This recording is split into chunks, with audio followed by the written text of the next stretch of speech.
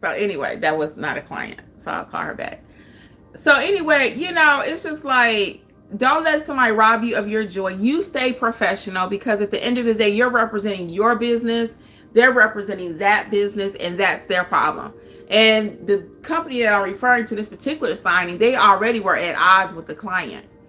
So my client, our mutual client, was already at odds with the other person. So hey, they already know what they're dealing with. They already know what kind of cycle they're dealing with. So would they buy something else from them? Probably not. So again, that's not my problem. I want them to do business with me, so I'm going to be the professional. And again, people are jealous of us, honey. You don't get it twisted. You walk in there with your business card, and again, I'm rolling my little thing, and I'm making noise, and click, click, click, and they like, and you got my back up a little bit more because I'm being professional, So that's her problem. That's her problem. It's not my problem. But I wanted to remind you again, do not let somebody else sign a document for someone. And again, she was being straight up rude. So don't do that. And I had to let her. So how did we handle the error? Because she already signed the document, the teammate did for the manager. I crossed through it, and I had the manager to initial it when she came out. Then I had to draw another line on the bottom for her to sign her name. So she could print her name. She printed her name. I didn't mind that. Technically, the lady should print her name too. The manager should have printed her own name and signed her name. I didn't mind the print part because whatever. But the signature, no. So I was going to ask y'all too. I got one more little story that happened yesterday. Hey Notary fam, it's Kimmi. I am here to let you know, just in case you have not heard about the Notary Business Coaching Success Program. We meet weekly. We talk about your notarial duties, how to do an acknowledgement, how to do a jurat, how to administer an oath, everything you've been asking for. And guess what else is included? Unlimited access to all of my trainings that will also include ink fingerprinting, trust/estate documents, learn how to properly execute a trust.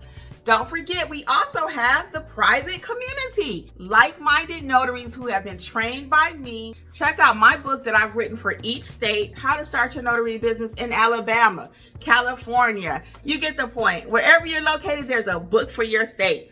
Well, hopefully I'll see you soon over in training. Notary Educators, LLC. We got you covered. Bye. Do y'all drink smoothies and take care of your health? I'm trying to do better at it. I had lost some weight. I gained about 15 of it back. I hate to say it, but it's facts. This has been a crazy year for me. And I had lost more than I had ever lost this year. So, the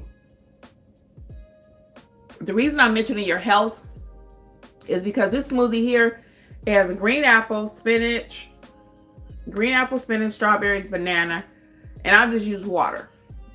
And ginger. I grind my own ginger. Like boil it and then put it in the blender. The reason I mention that though, I feel like Wendy Williams up here drinking my smoothie. But the reason I mention that is because like when you're a notary, this is something else I don't talk about a lot. Let me get some of your comments. Hold on. Let me get some of your comments and I'm gonna go to my second point I wanted to share today. Terry says, doing good. I have a partial estate planning today. Yes, get it, Terry. Next time, slip her a note with your card and let her know that she can do the same being a mobile notary. Love y'all and appreciate you. I could do that. Girl, I don't even want to train her. No. Nah, I don't even. And as a matter of fact, I don't even tell people about my other business that I'm a notary trainer. Most of the time. Sometimes people ask me, well, actually, I'll say 90% of my interactions, they're asking me, they're like, hey, how do you do this? Is this all you do? You do this full time? So I get that quite a bit. And then I'll go ahead and tell them about it. But I don't typically be like, I'm a notary trainer. I do, I'm a notary educator, It's not that complicated. No, I don't do that. But I do get recognized. Like I mentioned earlier, like last week, I was recognized by someone when I was at Panda. But that person said, I don't want to be out there going to people's houses and doing all that. So that's what I was going to tell you about why I'm big on trying to take care of your health in just a second. How it's related to the notary business. This one, good morning. Yeah, some crazy stuff be happening. Sandy is cracking us talking about trifling, crazy, wild. Get them together. I know. All right. Good ingredients. Thank you.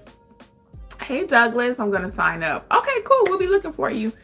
And probably talking about the mentorship. So I'll talk about that in just a little bit. But I want to tell you about one more thing too. So when you are making contacts out there with people, if it's somewhere that you go frequently, because I have one client that, again, it's third party. I'm hired to go out and I have to often find out who is the manager of the location. It puts a little responsibility on me as a notary. So as you're making contacts, if you're constantly going to the same place, write those contact names down. So that's what I started doing recently. So I have, like I said, about 2 or 3 places that I go frequently, and I had not been doing that. I should have been, but I just didn't really realize I was going to get that much business from these particular companies. So now I actually write down who my contact is. I put a contact in my phone. I got a lot of contacts. I got over almost 2,000 contacts because I save a contact for everything and everybody. I was telling y'all the other day how I save my Zelle contacts in case somebody want to make a payment. I could pull up my QR reader and show them that. So anyway, now this is just a tip though. If you're constantly going to the same place and working with the same people, create a contact in your phone so you could walk in there and say good morning. Like I have one receptionist at one place. When I call there and I cannot get who I need to speak to on the phone, the receptionist is always nice. So tomorrow, actually, no, today is Wednesday. I'm going to this location on Friday. When I go on Friday, I'm actually take her a gift card. She says she likes Chick-fil-A coffee. But I said instead of that, I'll just take her Chick-fil-A gift card. And I'm going to take one to the actual manager that I'm working with over there. Just a $5 card. It is not going to be that much, but it's just something to say thank you. It's not because I have to do that, but they've been very nice to me several times. And I just want to show my appreciation. You know, I don't have to do that again. Some people may say, you don't have to take gifts, you'll go broke, Hey, all that's wrong, okay? When it comes to marketing my business, I get to market mine the way you want to. You get to market yours the way you want to. And when someone is super kind to me, there is no other way for me to express my appreciation for them. There's not. And what's wrong with buying somebody a $5 cup of coffee? I don't see anything wrong with it. What are your thoughts? What are your thoughts? Because I'm hearing more of that. You shouldn't have to buy cookies and you shouldn't have to buy donuts.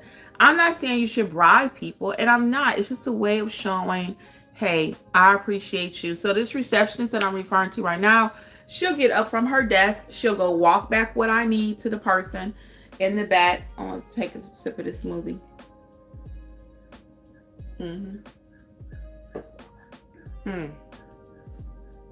She'll get up and go in the back and find the manager that I'm looking for.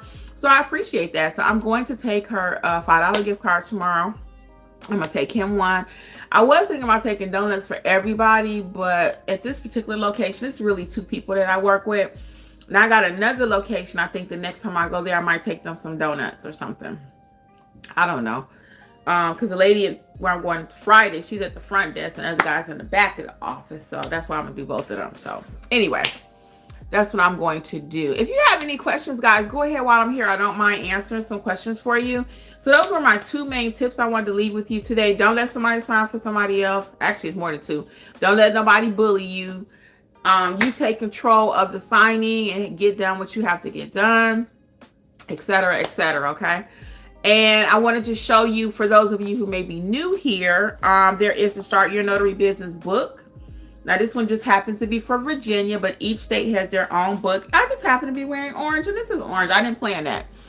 But this is for Virginia, so check it out. But each state, Alabama, California, Georgia, each state has their own book. So check that out at notaryeducatorsllc.com. And then we also have the pricing book. If you don't know how to price your services, you won't have no business. So you need to learn how to price your services correctly. And this whole book talks about that. They're all quick reads. In the pricing book, I actually go over too how to deal with signing companies, how to negotiate, how to counter offer. What if they don't pay you? What to do in that instance? So I cover quite a few things in that. The mentor program, let me go over that really quick. So the mentor program, again, for those of you who may be new, feel free to drop your questions again. The mentor program is $47 per month. It includes access to all of our trainings, the apostille training, notarize like a pro, the long signing, wedding officiant, remote online notary introduction,